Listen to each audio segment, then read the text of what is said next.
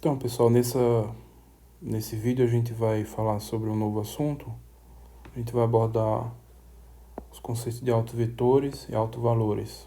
Então, a gente vai tratar aqui do polinômio característico de uma matriz e da equação característica. Vamos falar sobre autoespaços e as correspondentes bases de autovetores, bases de autoespaços. Vão ter, como sempre, alguns exemplos e eu vou deixar alguns exercícios também. Então, esse conteúdo é o conteúdo do capítulo 5 do livro texto. Então, que venha a ser autovetores e autovalores.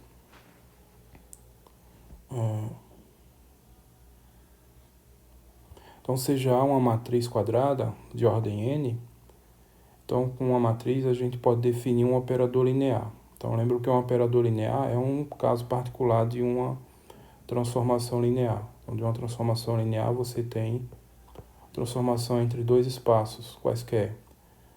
Então, o domínio e o contradomínio são dois espaços, que podem ser diferentes. Mas quando o contradomínio é igual ao domínio, então a transformação linear é chamada de operador linear. Então, quando a gente tem uma matriz, a gente pode definir um operador linear do Rn, no próprio Rn, da seguinte forma. T índice A aplicado em U, né? U vai ser o vetor de Rn. Esse índice A aqui é para indicar que está associado à matriz A que você está pegando. Então, T índice A é simplesmente a multiplicação, a matriz A, pelo vetor, o vetor coluna U, né, para todo U do Rn. Essa notação aqui eu vou usar aqui nesse pedaço só para indicar que é o transposto do vetor U. Tá? Ou seja, se eu tenho um vetor U do Rn, então componente x1, x2, xn, o vetor transposto de U é o vetor transposto disso aqui, ou seja, esse vetor aqui, esse vetor coluna. Isso para que fique bem definida a multiplicação de matriz. Então, se eu tenho um vetor U e uma matriz A, então o transposto desse vetor é esse vetor coluna aqui. Então, aqui é A aplicado A vezes o vetor transposto de U. Essa multiplicação de matrizes, a matriz pelo vetor. Então, a matriz A pelo vetor U é isso aqui, né? Que também escrevi a notação errada.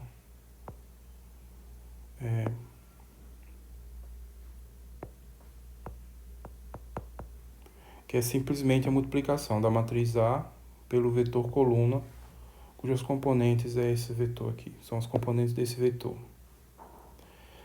Vou deixar como exercício vocês provar que realmente isso aqui é um operador linear, ou seja, que isso aqui define uma transformação linear, no caso específico é um operador linear, tá? Então, a questão das propriedades que definem uma transformação linear. Então, um exercício simples, porque simplesmente é questão das propriedades da multiplicação de matrizes, que a gente já estudou bastante, já vimos bastante sobre isso. Então, verificar que esse operador definido desse jeito, de fato, é um operador linear, e que a matriz desse operador, com respeito à base canônica do Rn, é a matriz A. Então, nos vídeos anteriores, a gente estudou a matriz de um operador linear com respeito a bases específicas. Então, quando você pega esse operador definido desse jeito e vai calcular a matriz dele com respeito à base canônica do Rn, vai dar a própria matriz A. A notação, então, para simplificar, a gente vai denotar esse operador, né, dessa forma, simplesmente. O T índice A aplicado em U é A vezes U, mas vejam que isso daqui, a rigor, não faria sentido, porque a multiplicação de matrizes você não vai poder fazer esse vetor aqui desse jeito vezes a matriz. Não estaria definido, por isso que a gente tem que usar aqui o vetor coluna, tá? Mas a gente vai abusar aqui da notação em prol da simplicidade aqui, tá? Para a gente não ficar escrevendo sempre isso daqui. Mas fique sempre claro que a gente está multiplicando essa matriz por esse vetor coluna. E não essa matriz por esse vetor aqui, dessa ordem que estaria a multiplicação não estaria definida. Mas a gente vai simplificar assim. E aí a gente vai definir então o que é um autovetor e autovalor agora.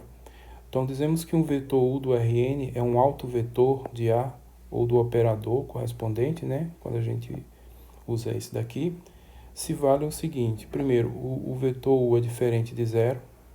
Então você só vai falar de autovetor quando o vetor é não nulo. E existe um número, um escalar. Esse número pode ser um número real ou um número complexo. Então existe um escalar lambda, tal que A vezes U é lambda vezes U. Ou seja, a multiplicação da matriz A pelo vetor coluna U é simplesmente pegar o vetor coluna e multiplicar por lambda. Então esse escalar lambda é chamado autovalor. O vetor satisfazendo essas condições é chamado autovetor e o número, né, o escalar, é chamado de autovalor de A, ou da transformação. E um vetor U, tal que vale isso daqui, é dito um autovalor associado um autovetor associado ao autovalor. Então, as duas coisas estão sempre juntas, autovalor e autovetor. Então, autovetor associado ao autovalor lambda, tá? Sempre vão aparecer combinados os dois. Então, por exemplo, pegar esse vetor aqui, então o transposto do vetor 1, 2, então esse é um autovetor dessa matriz aqui. Isso é uma matriz bem simples, 3, 0, 8, menos 1. Essa matriz aqui, isso é um autovetor dessa matriz aqui associado a esse autovalor 3. Então, para verificar isso, é só fazer a multiplicação. Então, como diz aqui, eu tenho que pegar a matriz A, multiplicar pelo vetor U e verificar se vai satisfazer isso daqui, no caso com lambda igual a 3. Então, quando eu fizer essa multiplicação, então vai dar simplesmente isso daqui, coloco 3 em evidência e vai dar isso daqui, que é 3 vezes U. Então, a matriz A multiplicado pelo vetor U é simplesmente o número 3 vezes o vetor U. Deixo aqui como exercício também vocês verificarem o seguinte: para cada número real t não nulo, o vetor U, t, 2t, é um autovetor associado ao autovalor lambda, igual a 3. Então, trocando t por qualquer valor vai sempre dar um autovetor. Então, por exemplo, nesse caso aqui, o t é 1, né? Então fica 1 e 2. Mas qualquer número que você colocar aqui também vai ser um autovalor. Então, um número t não nulo. Então, esse daqui é a família dos autovetores correspondente a esse autovalor 3. Bom, aqui nesse exemplo, aqui é só para ilustrar, e aqui já foi dado o autovalor 3 e o autovetor. Mas na prática, o que a gente quer é exatamente saber calcular o autovalor e os autovetores correspondentes. Então, a chave para isso é dada por esse teorema. Então, seja uma matriz n por n, uma matriz quadrada de ordem n. Então, lambda é um autovalor da matriz A. Se só se, lambda é raiz dessa equação aqui. Essa equação aqui, determinante dessa matriz, eu tenho uma matriz identidade de ordem n, multiplico pelo número lambda, subtraio A. Então, lambda vezes a matriz identidade de ordem n, menos a matriz A, o determinante dessa matriz tem que ser zero. Então, essa equação aqui é a equação que vai fornecer os autovalores, ok? Então, a prova disso aqui é bem simples. Então, lambda é um autovalor de A, se somente se, por definição. A vezes U é lambda vezes U para algum vetor U não nulo do Rn. Então, é a definição de autovetor. Então, autovalor e autovetor correspondente. Se somente se, então isso daqui, essa afirmação que veio antes é equivalente a essa outra. Simplesmente eu vou pegar aqui o lambda vezes U, lambda vezes a matriz identidade vezes U. Então, é isso que está aparecendo aqui, tá? Aí eu vou pegar e jogar isso aqui para esse lado da equação, então aí vai ficar lambda vezes a matriz identidade vezes U, menos A vezes U é igual a zero. Então, isso daqui vale, se somente se isso daqui vale para algum valor, algum vetor de Rn não nulo, tá? E aí, colocando o vetor U em evidência, então essa afirmação anterior equivale a essa. A matriz, aqui é uma matriz, multiplicada pelo vetor U é igual a zero. Então, lambda vezes a identidade menos a matriz A vezes o vetor U é igual a zero, para algum vetor U não nulo. Agora, isso daqui equivale a essa equação aqui, determinante dessa matriz igual a zero. Por quê? Porque isso daqui, na verdade, é um sistema linear homogêneo. Sistema linear homogêneo. Isso é um sistema linear homogêneo, a gente viu aí nos vídeos aí para trás. A incógnita aqui é o vetor U, né? Claro. Sistema linear homogêneo, o que acontece? Ou ele só tem uma solução, que é a solução nula, ou ele tem infinitas soluções, tá? Aí vai ter a solução nula apenas somente se o determinante for diferente de zero. Então, esse vetor U não nulo é solução desse sistema linear homogêneo somente se o determinante é igual a zero. Então, de novo, estamos usando aqui propriedades envolvendo sistemas lineares para obter essa relação aqui, ó, tá? Então, essa é a justificativa do porquê disso. Então, a matriz tem esse lambda como alto valor, somente se ele é raiz dessa equação.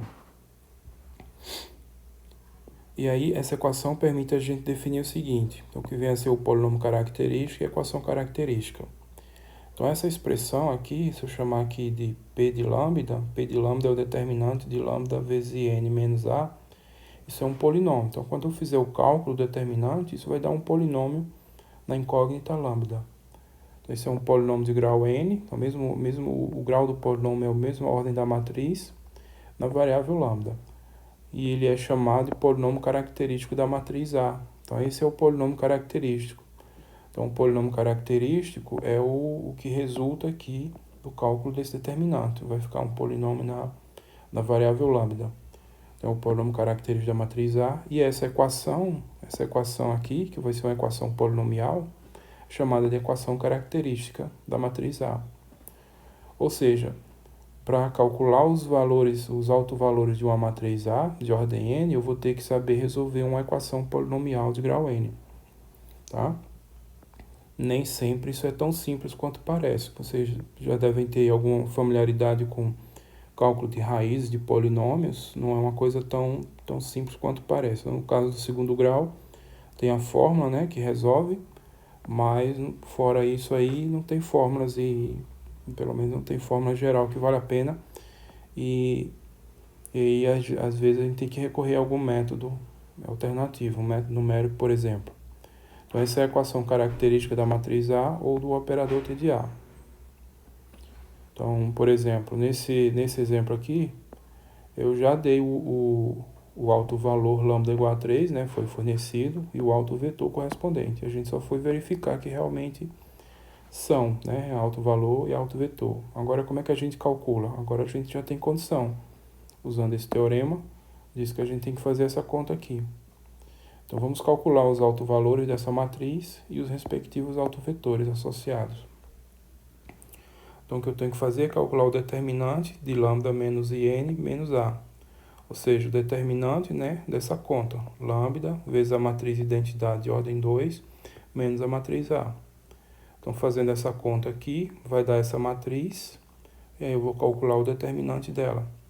O determinante dela é bem simples, então esse produto dos elementos da diagonal principal menos o produto dos elementos da diagonal secundária, que vai dar zero. Então fica direto lambda menos 3 vezes lambda mais 1 igual a zero. E aí aqui já deixa na forma pronta para a gente encontrar as raízes. Então daqui eu vou ter lambda igual a 3 é uma raiz e lambda igual a menos 1 é outra raiz. Então esses vão ser os autovalores de A, o 3 e o menos 1. Mas só para escrever o polinômio característico, então o polinômio característico é esse produto, né, já dado fatorado, e você desenvolvendo aqui vai dar essa conta. Então esse é o polinômio característico.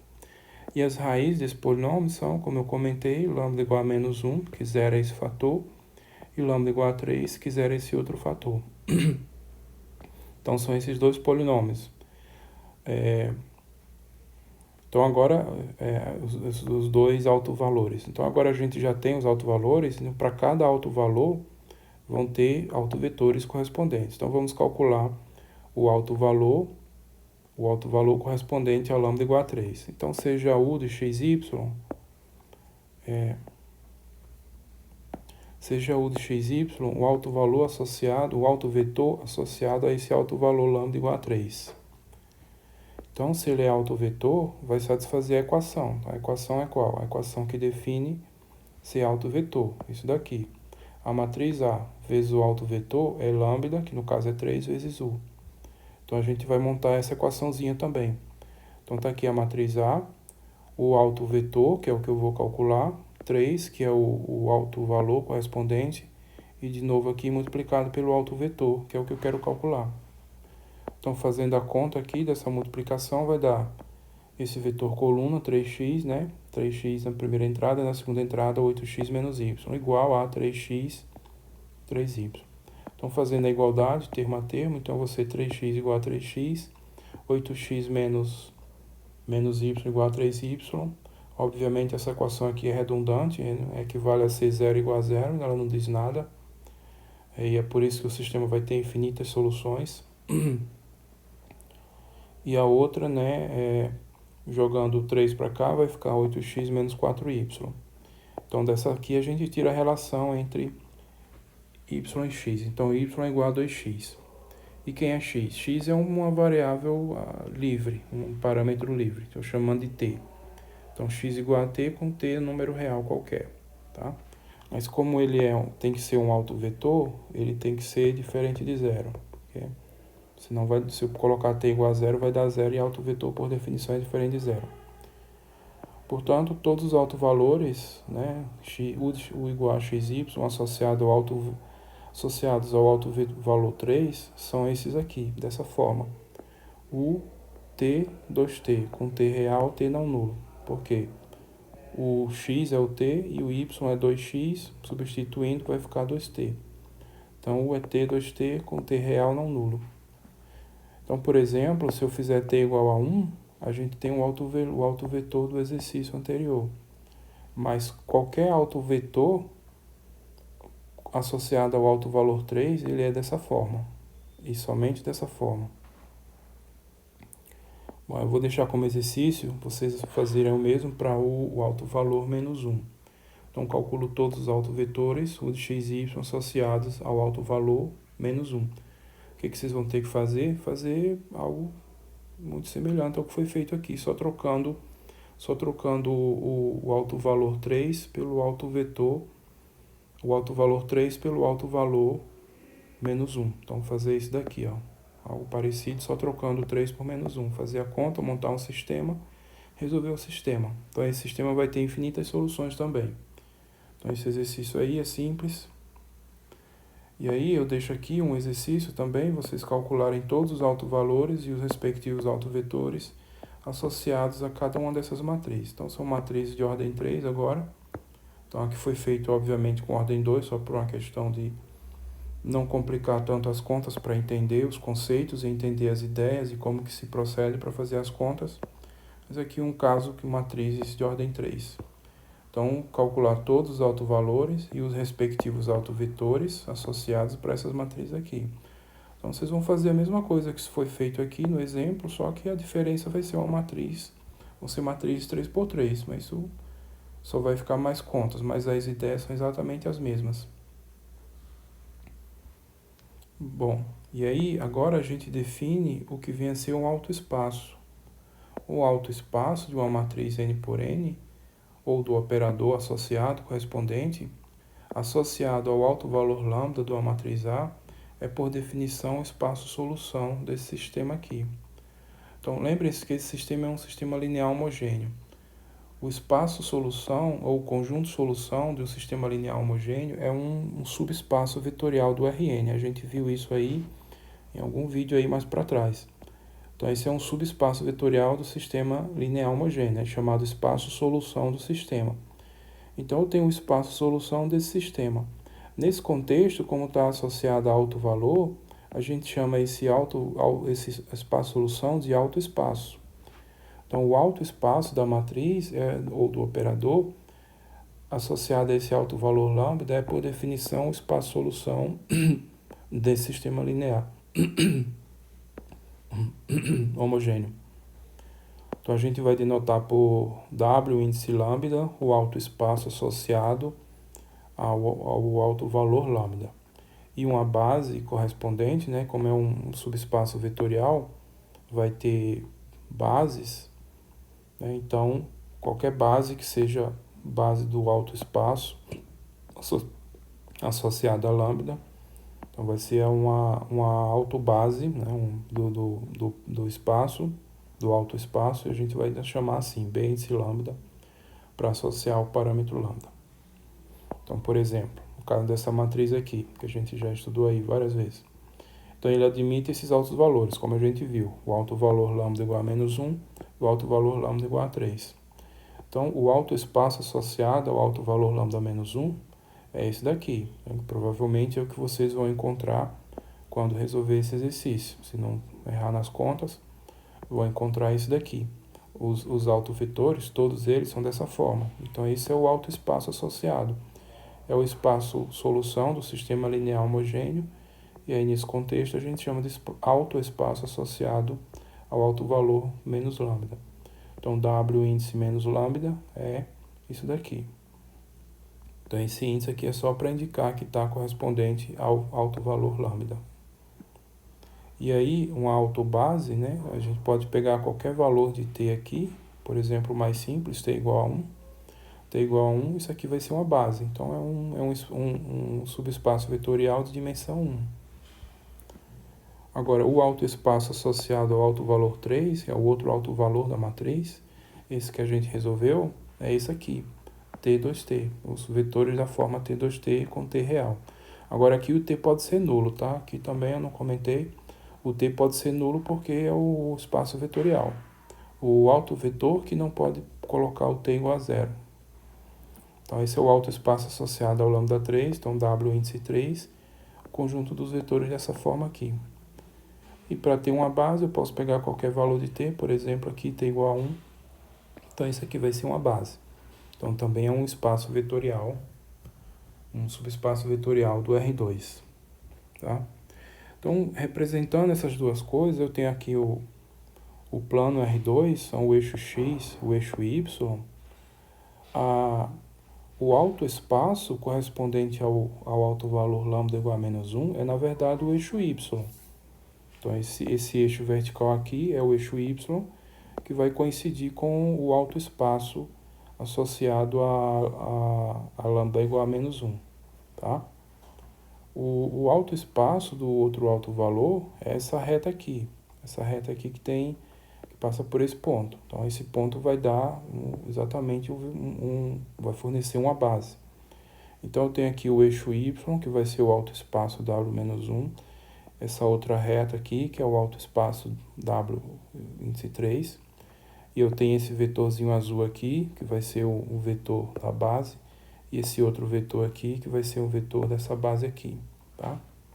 Então, os vetores 0, 1 e 1, 2 formam uma base de autovetores da matriz A. Então, o que a gente chama de base de autovetores é quando a gente constrói uma base no caso, para o R2, cujos elementos são autovetores de uma matriz A. Tá?